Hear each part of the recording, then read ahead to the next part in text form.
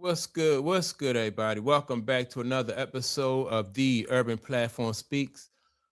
Make sure to like and subscribe as you tune into the channel and you check out this content. And with that being said, man, I want to talk about Nikola Jokic, man, and how disappointed his fans were and how they are since their first round exit out of the playoffs because of the Minnesota Timberwolves beat them right. Now, and this video, in my opinion, is not about like trying to drag the Joker or trying to make him, say that he's not a great basketball player. But it is about, like, in my opinion, just putting him in in the right perspective historically, and like where he fit in basketball in general, right? And so what I'm gonna do is I'm gonna play some audio from another video that I ran across. This guy name is Mike Mazemba or something. Oh, Korzemba. Mike Korzemba, right? And he made a lot of good points about the Joker and his career and where the Joker fit in. And so I'm gonna use that audio to make my points. But before I get into that, man, I want to talk to everybody about my new sports trivia show that I'm doing. I'm looking for contestants. And if you're interested in being a contestant, you feel like you know basketball, baseball, football, and even some boxing, sports in general, you're a guru and you want to come on and you want to have an opportunity to win some money. As a matter of fact, just call this number right here, leave a message, let me know you're interested in becoming a contestant on the show. Now, you get $50 for just being a contestant, right? Then you have another opportunity. If you beat me at a game at tic-tac-toe, you get 3 questions, you get 3 X's in a row or 3 O's in a row. Then you'll win some more money and prizes. So it's a win-win either way. Just dial this number, 410-493-6938.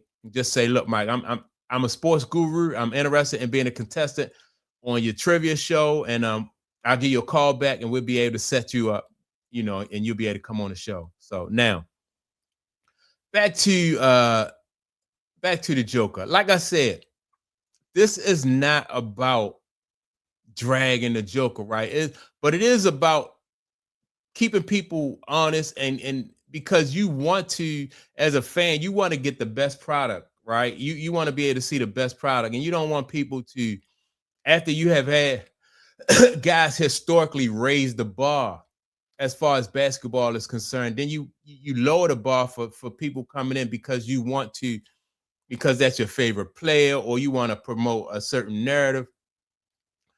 That's cool, but sports fans who know the game not going to allow you to lower the bar or push a narrative that's not true.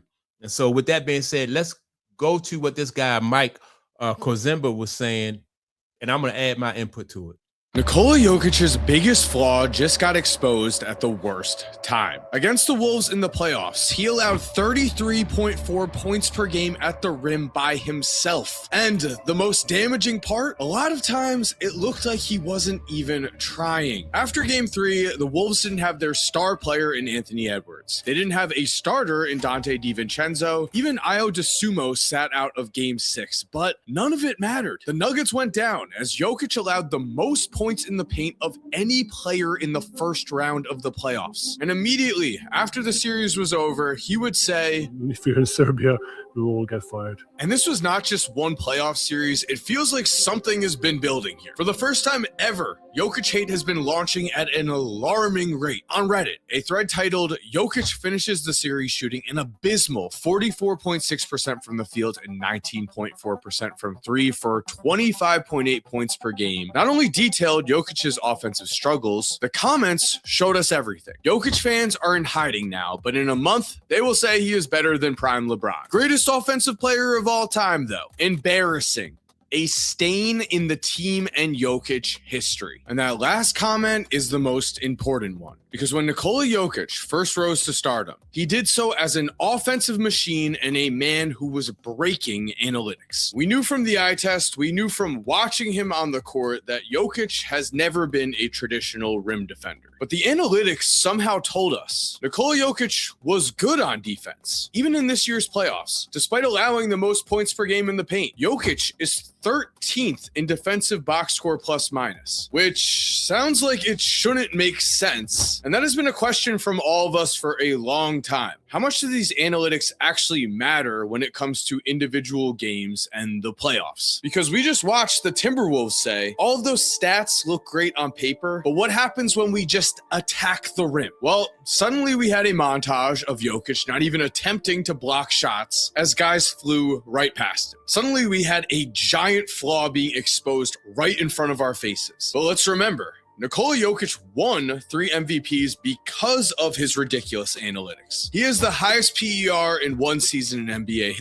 And see, that's one thing. Like, I never really paid any attention to the analytics.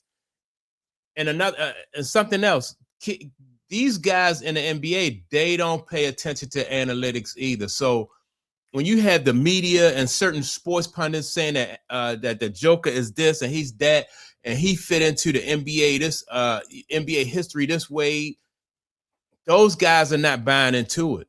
They definitely not buying into it. I mean, you had the guy McDaniels for the Minnesota Timberwolves looking forward. Not only was he looking forward to playing against the Joker, but Edwards was looking forward to playing against the Joker, because they know once they beat their man, once they get past their man, they didn't have, like, Denver didn't have any rim protection. And so when you have stats saying that the Joker is, should be way up here, and analytics saying that he should be rated this high and all that stuff, those guys don't pay any attention to the analytics, or they don't pay attention to the stats. They go by what they see and what they know on that court.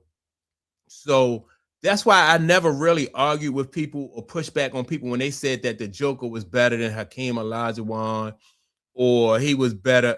He should be in the same class with like any of the great centers. Kareem Abdul-Jabbar,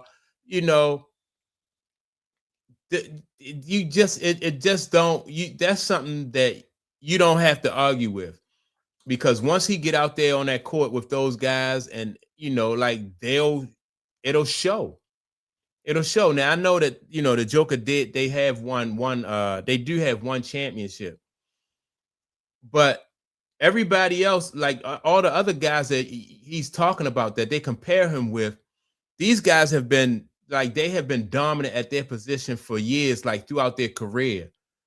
And you can't have a guy like the Joker who have an 11-year career. He do have, like I say, do have one championship, but he was never dominant like Kareem. He was never dominant like Hakeem Olajuwon.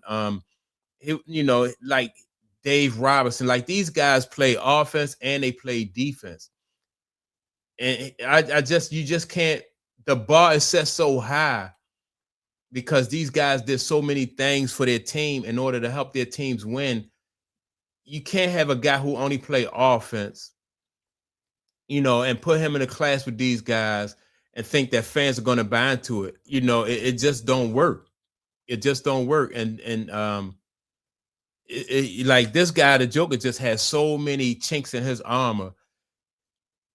I wouldn't feel right arguing with somebody when they try to say he's as good as Kareem, or he's as good as Shaq, or he's as good as Hakeem Olajuwon. Like that for me is like a conversation that I won't even take part in that conversation.